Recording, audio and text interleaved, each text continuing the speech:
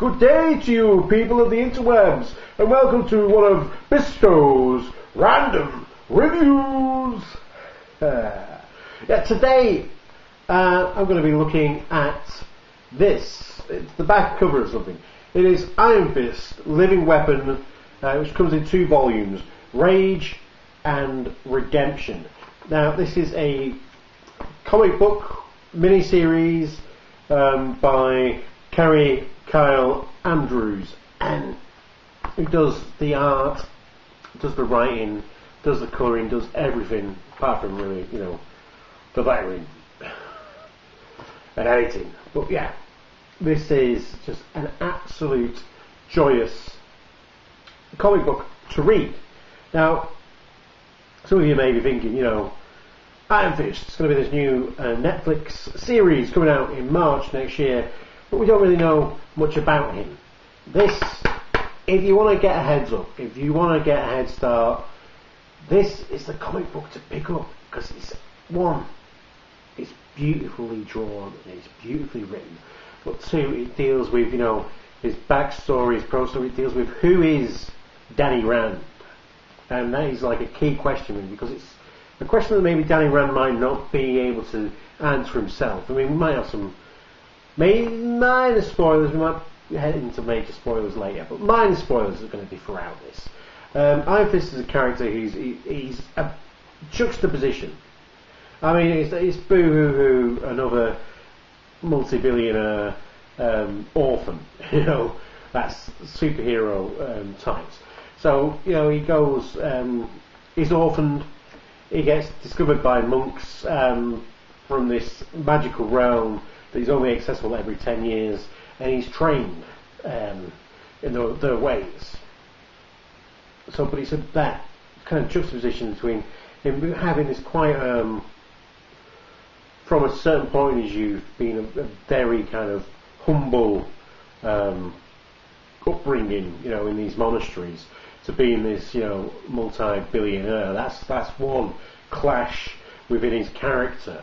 2, he's the living weapon. He's the world's greatest martial artist, but he's also, trained to be, very zen. There's also a very zen side to him. So it's kind of a juxtaposition between being able to be that living weapon, but also having a spirit of kind of hope and peace about him.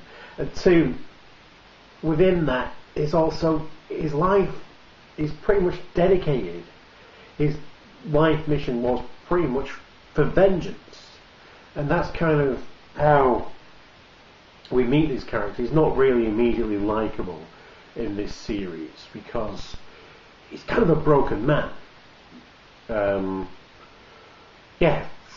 So that's what I'm saying. This comic book, it's very zen. The artwork is just beautiful.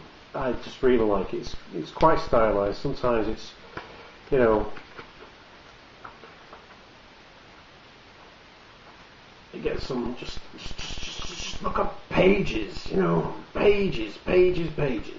It's just an absolute, just every panel, there's just so much work gone into it, and there's just, so, we're dealing with all this kind of like the backstory. We go into what's going on in Kunlun, and that's the magical realm, and kind of delve into that, and what he kind of gives up to going back into the real world and his mission of vengeance. But it's also a very zen story, and it's about how ultimately vengeance is a folly, and how it's quite a meaty story. It has a lot of elements that you can learn from this book. You can learn.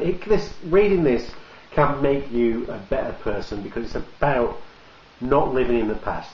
It's something that's like, if you hold on to the past, then you can't hold on to anything at all. It's it's about living. That's kind of his energy is very much to live in the moment. And again, he's just anchored by his past. So if we think about, probably maybe we're going to have some more major spoilers from now on. what's happened is, in this particular iteration of Iron Fist, is, as he was a child, his father took him on this expedition to find this Kunlun, I think I'm pronouncing it right, and with his mother and his father's business partner. Now they're out in, hiking the Himalayas, I presume, for days, and they're lost, and there's an avalanche. And then and with his dad's business partner has the rope, his dad's on the other end of the rope. His dad's mad. He's searching for this place and he can't find it. He's kind of driving them all to the death. And so he takes this opportunity to cut the rope, to drop Danny Rand's father to his death. And then offers, to help Danny and his mother get home. So, passes them the rope and says, no, I'll take you up. To which his mum refuses, says, no, you bastard. Even though they've been having an affair, it's all kind of quite convoluted. There's many wheels and cogs within this. His mum's been having an affair with his dad's business partner, but she, now watching, the man that she once loved drop to his death, she won't take his help. She won't get the help from him. And so says, no, we're going to survive alone. And so they climb up, this different path. And there's a pack of wolves and start chasing them down. And they get to a rope bridge. And Danny's mother sends him on, says, whatever you do, get the vengeance on the bastard that's hurt us, on the bastard that's done this to us. Meaning Meacham, the business partner. And the wolves devour her, but it gives him enough time to get away. As he gets to the other side of the rope bridge, he's in Kunlun, and he's this orphan, and he gets brought up by the Thunderer and trained to be the greatest martial artist. And through Kunlun, he becomes, the greatest martial artist there, and gets the power of the dragon. This is, come on, Netflix. Yeah, so he punches the heart of the dragon, gets the power of the Iron Fist, through various different battles with other, mythical, strange, the One, something like that battles with. So, there's all this kind of stuff. It's like, yeah, really, Netflix, shall I do this one? It might be quite hard compared to a guy who some toxic waste fell on him and he got blind, but really good at the same time. All the others, got experimented on in prison. Quite simple backstories. Danny Rand is fucking just mental. It's like just an epic in its own right. You could just make an entire several part series just of his backstory. So he gets trained up, and then he can stay there and be the Iron Fist in Kunlun. But he opts to, because it's open every 10 years as a portal between there and Earth. And he opts to go back to Earth to get revenge. To what his mother asked him is to get the revenge on the bastard that did this to us. And in this iteration, by the time all this has happened, by the time he's dedicated all his life, he's managed to get his fortune back. Meacham, he's a broken man. He's a man who's the guilt of what he's done has torn apart anyway. He's dead, so he can't get vengeance. He can't get closure. And that's kind of where we are here. So we've got this character who's been trained to be very zen, to be very that, but is then focused on his vengeance. And he couldn't let go. And this is kind of a story of how he, through shit happens, you know what I mean? There's this creature that takes part of the body of his dad and, lays waste to Kunlun with these robot ninjas and shit. It's brilliant.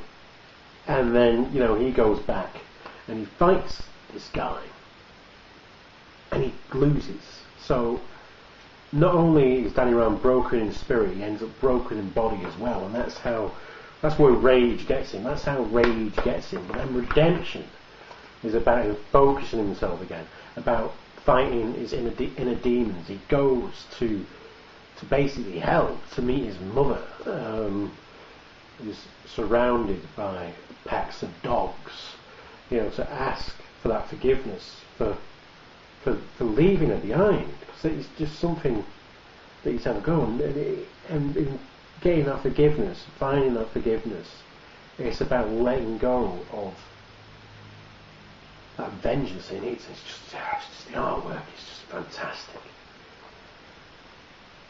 And that's it, really, and that gives him this inspiration to carry on fighting and confront these things that has now captured all the monks, and he's powering up all their chi for mischief and shenanigans. And he gets his things, and there's something in this is a complete spoiler, but this is probably one of the biggest or longest punches in comic book history. So here we are here. You have Danny Rand powering up here, powering up his fist, powering up his fist, and then his punch starts coming in here, the splash page, and the fist connects. The iron fist connects for 1, 2, 3, 4, 5, 6 pages of a punch. That's a 6-page punch, motherfuckers. Glorious. And then he has to fight a god. And in the meantime, there's this love interest, Brenda, who his arc mirrors his own. Her father was Meacham, a business partner, and her mother was his cleaner, and he'd had an affair with. There's a lot of affairs going on in multi-million dollar industries. I wouldn't know, I don't work for $1 million. Money corrupts. And that's kind of the thing. This money is a corruption at times. It can be used well by buying an Iron Man suit. But yeah, this is she has kind of ingratiated himself with her, but her mother was his cleaner, and he'd promised her that he was going to leave his family and be with her and a kid. But when he came back, he was a broken man from his business trip and never spoke to Brenda's mother ever again. And then when he died, her mother died slowly after, and she vowed vengeance on the people who were responsible for this. And Danny Rand is the last of the Rands, so it's him that he gains vengeance on. And she means to kill him, but she can't, because she falls in love with him. But then she decides that the only course of action in this is to make her fall in love with him. And when he does, when he tells her that he loves her, she goes to shoot herself in the head. It's way beyond spoilers. But Danny Rand, quick as lightning, iron fist, catches a bullet for a point blank shot, stops her from killing herself. But she cannot, at this stage in her vengeance arc, find it in her heart to move on. So she leaves him, and she wishes that he could get her to stay, but she knows that she's not ready for that yet. And then we just kind of, so yeah, by the end of this book, Danny Rand is kind of coming to himself, and he's quite a wisecracking, a little bit cocky, but generally a good person and likeable. He becomes like, so he's very down, very broken spiritually man, and then you can see the difference in his character by the end of the book. And I think it's just an absolutely fantastic arc.